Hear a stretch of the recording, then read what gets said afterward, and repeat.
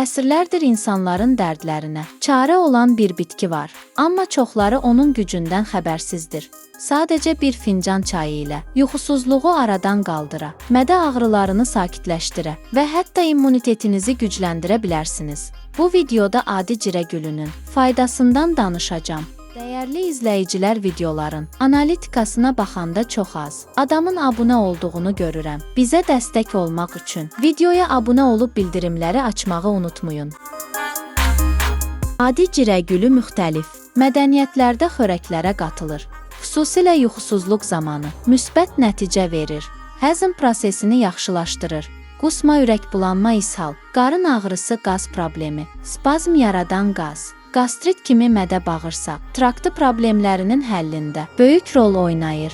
Kalsium, dəmir, sink və maqnezium mineralları ilə zəngindir, orqanizmi qidalandırır. Səhər və axşam istifadə edildikdə katarakt zamanı xəstəliyi sürətlə sağaldır.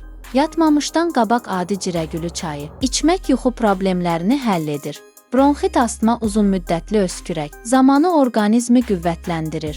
Mikrob mənşəli xəstəliklər zamanı müalicəvi təsir göstərir. Doğuşu asanlaşdıraraq süd verən qadınların südünü də artırır.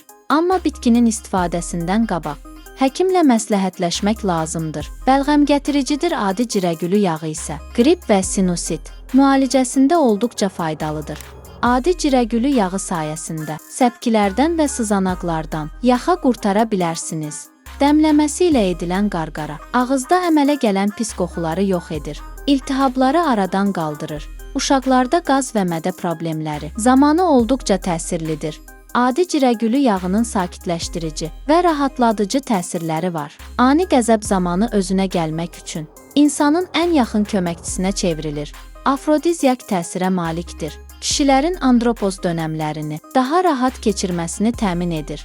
Qadınlarda aybaşını nizama salaraq aybaşı ağrılarını azaldır. Ağrı kəsicidir. Revmatizm və oynaq ağrıları zamanı ağrı kəsici təsir edir. Qan təzyiqini nəzarətdə saxlayır. Metabolizmanı sürətləndirir. Artıq yağları yandırır. Adi cirəgülü çayı da insan orqanizminə müsbət təsir edir. Bitki yetişdikdən sonra toxumları yığılır. Qaynar suda dəmlənir.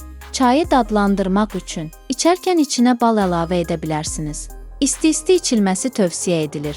Adi cirəgülü çayı da sancıları və ağrıları azaldır. İshala və mədə ağrılarına son qoyur. Sakitləşdirici xüsusiyyəti ilə sinirlərin rahatlanmasını təmin edir. Ağız boşluğunun sağlamlığını qoruyur. Adi cirəgülü başqa bitkilərlə qarışdırılaraq siropda hazırlamaq mümkündür. Bir məqamı da nəzərinizə də çatdırım ki, həddən artıq istifadəsi zərərli ola bilər. Bəs siz adi cirəgülündən istifadə etmisinizmi? Nəticəsini görmüsünüzmü? Rəylərdə yazın. Faydalı məlumatlar üçün mənim kanalıma abunə olub bəyənməyi unutmayın. Bu videoda bu qədər. İzlədiyiniz üçün təşəkkürlər.